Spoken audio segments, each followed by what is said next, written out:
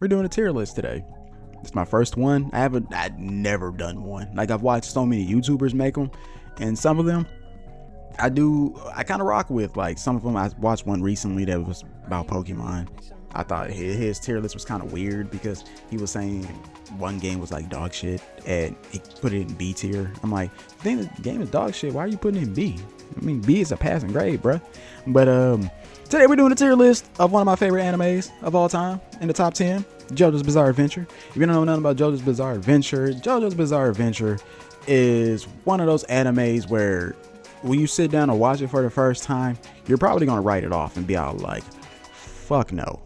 But if you had the patience and the time to sit down and watch the first season of JoJo and then get into the other parts, you'll grow to like it. There are some sus moments. I'm not even gonna hold you. There are a lot of sus moments. I mean, that's where the bizarre title comes in. But hands down, it is one of my favorite animes of all time. It had to grow on me though, like any other anime out there. So today I wanted to talk about the main reasons why I actually do like JoJo.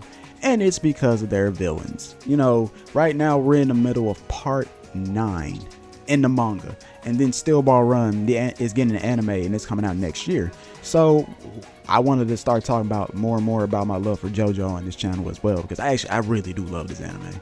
Like, the art style, the pop culture references, all of it is just amazing. And on top of that too, there's a lot of weird shit in this anime that I kind of enjoy too. Like, just the way these characters end up in these predicaments is hilarious, and their stand abilities too. A lot of them have some really dope ass stand abilities. So today we gonna talk about them. So we gonna start off with, we got how many villains right now? There's some people on this list, like for example, he's from part 8. And I didn't see him as an antagonist though. Like, he was at the beginning when he was going to get Josuke, because Josuke was in the house and he was trying to figure out why the fuck is this random dude in my house and all that kind of stuff. Well, I won't say in the house, but in his family's house. This dude had a lot going on. You could say he and the actual main antagonist of part 8, I wouldn't say they was working hand in hand, but I kind of think they were in some way, shape, or form. But we're gonna start off first with non-vampire Dio. So this Dio is gonna have to go in good old B tier. And the reason why I put it in B tier is because I felt like that first season of JoJo could have went out a little bit longer. I wanted to know more about Dio as a character, besides the fact that his dad wasn't shit. Like, his dad was a horrible person. But that doesn't mean that Dio had to be one. But Dio, for some reason, wanted to make the Joestar's lives hell on earth, and so that's what he did. And by the end of the season, he ends up picking up this Pillarman mask and he becomes a vampire. And since we're talking about the Pillarman, my boy Cars, he's going in A. My boy Cars, because this nigga Cars, AC/DC, and Wamu, them niggas. That whole arc, that whole part with Joseph, I don't know if they intentionally try to make that season funny as hell, but that season was funny as hell. I'm like, first of all, Joseph, oh my goodness, that guy right there, like, he the only Joestar that has made it through 3 different parts. He's made it in part 2, which was his part dedicated to him and him alone. Then he had Stardust Crusaders. He was part of it too, because he's the grandfather of Josuke. And then part Diamond is Unbreakable, where he's an old man, and come to find out he'd been slinging that pipe around, and that's how we end up with did I say Josuke? I mean Jotaro, my bad. Jotaro is the main character for not Diamond is Unbreakable, but Stardust Crusader. Josuke is the grandson of Joseph Joestar. So the boy was slinging dig around like it was nothing. I think by the time we get to Stone Ocean, I think Joseph is deceased. I think. Don't hold me to that. I never looked into it to see where he was at during Stone Ocean, but I put one and one together, and I was all like, he's probably deceased, you know. But it is what it is. But back to Cars though. Cars is the reason why we end up getting Vampire Dio, because the Pillarman mask came from his people, because they're vampires. All right.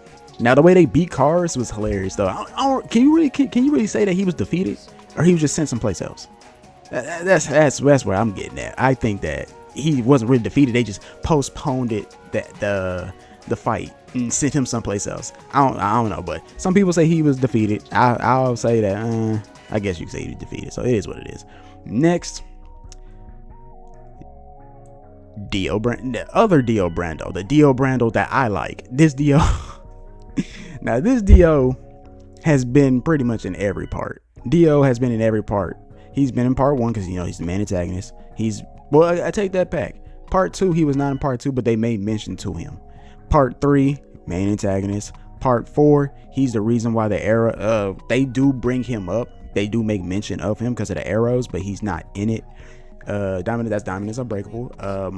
Part 5 with Giorno and them, same thing. Arrows. Polnareff does pop up, but I don't think that counts as Dio reference. The only Dio reference I can think of when it comes to part 5 is Giorno himself, since he is the offspring of Dio Brando. So that's the only reference or close tie to Dio that we get besides the stand arrows. And then we got Stone Ocean. Stone Ocean is my boy Poochie, and Poochie is pretty much trying to, pretty much succeed where his best friend Dio failed at. He's trying to live out Dio's dream. And since we on the topic of him, I might as well go skip a little bit and give him an S, because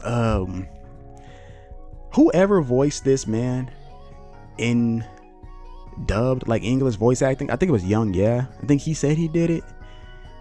Hilarious. I don't know if they told him to be very just over exaggerated with it, but the way this dude talks, like the way his stand talks, like when he's talking to McQueen and all that kind of stuff, it's the way he says the guy's name. It's just the way he talks. It's just, I couldn't take him serious. It was hilarious. But Poochie as a villain though, oh man, this dude, man.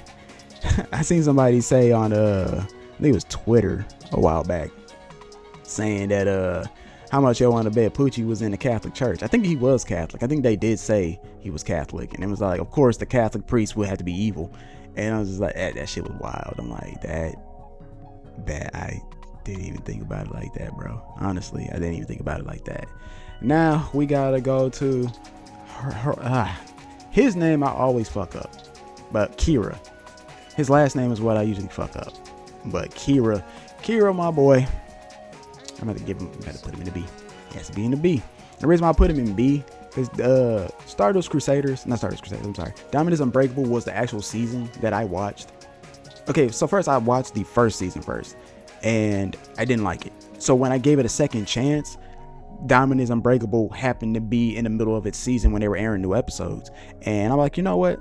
Let me watch this season. Let me see, because this looks different from the first season, and they are connected in ways, but sat down, I watched the episode that they had come out that day, and I was like, okay, let me start from the beginning. I started from the beginning, and yeah, Kira is one fucked up human being. I mean, all these villains are fucked up, but it's just Kira as a whole. I loved how that season just contained it in one little town, and it was just a murder mystery. Who killing who? Josuke didn't have to deal with fucking Dio like his father and his uncle had to, but no, his nephew, I forgot, Josuke is the uncle, while Jotaro is the nephew. Weird, I know, right? But Kira, on the other hand, though, Kira just wants to live a peaceful life. And I'm like, oh, okay, I rock with that. I want to live a peaceful life too, a quiet, peaceful life. I like that. Just on his side is that he likes to cut off women's hands and carry them around in his pocket. Actually, let me move him up to A, because that's just deranged. That's top tier deranged bullshit right there, because that nigga's deranged. But and the way he went about it too is so wild, because once he got another one bites the dust, what happens is when he doesn't cut your hand off, what he does is he blows up your body and just leaves your hand. And I was just like, does he tell his stand just to leave a hand, or is that's just how the stand operates? And I was just like, it's so weird. And then when at the later on in the season, when he changes his face and he kills that one lady with the Cinderella stand, that's it. Moving him up to S. Fuck it, moving him up to S, because that actually was smart what he did. He found that lady, changed his face, he living in another household. I'm like, smart. That's smart. I like that. I had to move him up, because I'm like, once that popped up in my head, I'm like, oh yeah, I forgot he did that too. That's diabolical. Now we gotta do Funny Valentine. Now, here comes some spoilers. If you have not read Steel Ball Run, you might want to click off now, because these two right here are like spoilers for Steel Ball Run. So Funny Valentine is the president of the United States in Steel Ball Run, and I love his stand so much. His stand is so goddamn complicated. It gets put in S. It's so goddamn complicated. But once I figured out what it could do, I'm all like, God dang, man. How does the author of JoJo come up with these stands? And I'm not saying that they're weird or hard to, well, some of them are hard to understand, but it's the fact that he comes up with something new, and it's so interesting. Like this stand here that he has is pretty much like he's pulling alternate universes of himself out. So if this Funny Valentine's die, there's gonna be another one running around, because his stand pretty much can pull something out of the alternate universe. And I'm like, high key, that's kind of OP as fuck. But I could be wrong.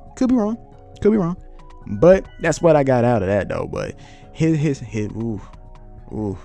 If Funny Valentine was a real person, I'm pretty sure he'd be like president for the rest of his life if he could. But Funny Valentine is that threat. He is that guy. I mean, if there was a Super S, it'd be him and this Dio Brando at Super S, because I really do like Funny Valentine stand so much.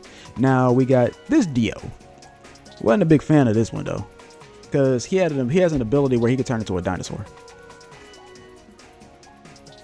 That's why he gets put in C. I don't like the whole he could turn himself into a dinosaur, like a raptor or something like that. I thought that was, and it's kind of weird saying this about JoJo's Bizarre Adventure, calling it weird, because that's the point of the said anime, is because it's weird. But I thought that was just kind of like, y'all couldn't give him like a different stand. Like y'all didn't have to give him the world, but could have gave him something similar to the world, and it could have been something different. Funny Valentine got a alternate universe type stand. You couldn't do that with Dio, but I mean, I ain't writing it, so it is what it is. Now next, I'm gonna be keeping on 100 with y'all. I do remember him, forget his name, yes indeed, because of the fact I just wasn't really fucking with this character at all. Like I did like that little arc he had with Josuke where they were doing the battle between the Beatles and stuff. Well, other than that, he, to be honest with you, I don't even know his stand ability, and I kind of don't want to know his stand ability. Easily forgotten, to be completely honest with you. And honestly, compared to the other antagonists in part 8, he just back of the bus, like totally forgot, because there was other villains and there was other people in that part that were more interesting than him. Hell, his brother, who had the stand where he could like unscrew body parts and stuff, I think he was more interesting than him, because when they went down Shakedown Road, I really did like that part, Shakedown Road. But this guy here, not so much. I know I'm gonna get some hate for some of these picks, but I mean, it is what it is, man. I mean, like, y'all let me know in the comments below which way y'all would have done this list, because y'all might be mad at me for some of these. Now my boy Diablo, Diablo, and the reason why he ain't get S is because I don't like his alter ego, the kid that fought what's his name, a homeboy with the Metallica stand. I don't really like him, because he was just mad annoying. But then when Diablo came out though, well, first and foremost, I didn't expect Diablo to look the way he looked. When I think of a mafia boss, I do think of Godfather, but then I had to think about it. It's JoJo's Bizarre Adventure, fam.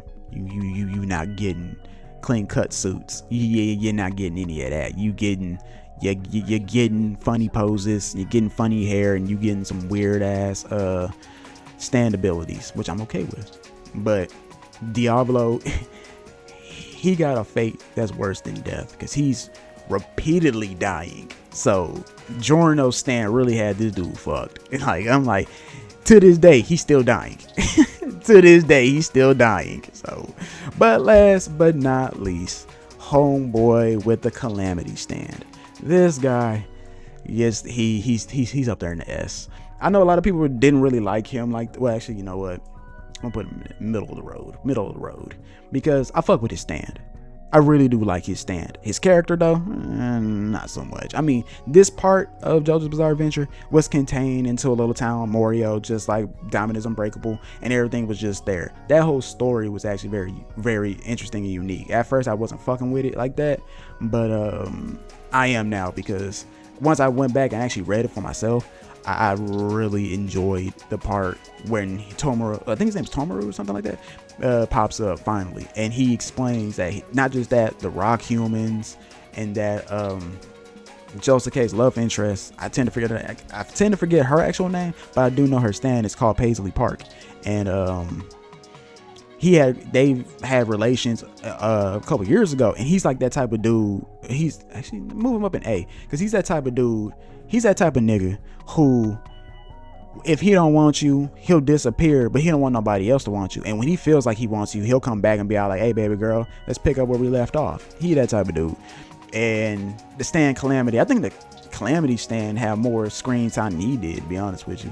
But no, wait, hold on, I'll take it back. I think they had equally. But his stand is one of the best stands out there. Well, in my humble opinion, because that's a stand I don't think nobody can truly beat. Like, let me look up his stand real quick. His stand ability.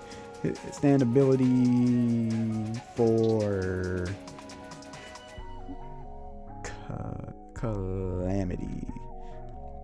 I'm trying to describe it for y'all. I'm gonna read it off to y'all, okay? The Calamity stand, which is Wonder of You, Wonder of You, has an ability that causes misfortune and accidents to anyone who pursues the user or the stand. This pursuit can be a direct chase or simply the intentions to pursue, which triggers the Calamity, making it an unavoidable fate of curse. So pretty much. And so if I decide I want to chase after you, so say for example, if I'm chasing after you right now, like you running and I'm running after you, his stand's gonna activate. If I'm sitting in my room and he's fuck off someplace else and I'm all like, you know what, I'm gonna pursue him, the stand can activate right then and there, and some bad shit can happen to me. So you know what, I like, S. Actually no, B, middle of the road, like I said. Maybe when I do the stand video, then that stand is going in the S tier. So, but all in all, this is my tier list. Oh, I should do Howler, right?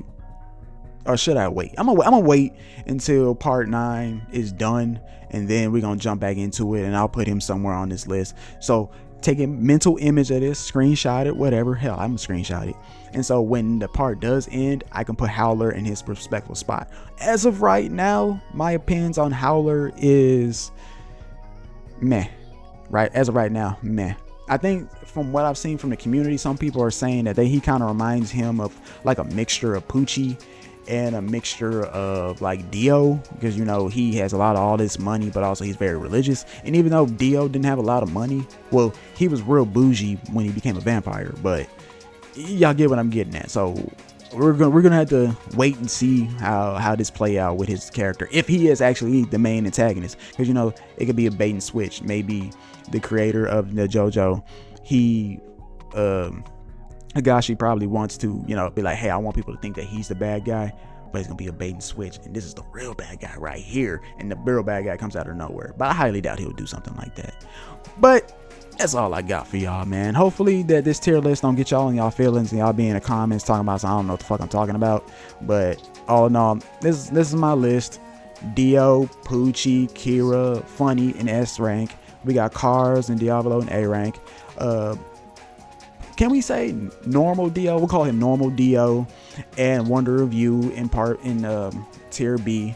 Stillball Run's version of Dio in C, and I'm gonna call him Battle Beetle, because honestly his character I didn't really like at all. He in D tier. Let me know in the comments below, do y'all fuck with this list or not? And if you don't, let me know how you would have ranked it though. You know, let's be respectful in the comments, all that kind of jazz. But other than that, guys, I love y'all. Please take care of yourselves. A peace.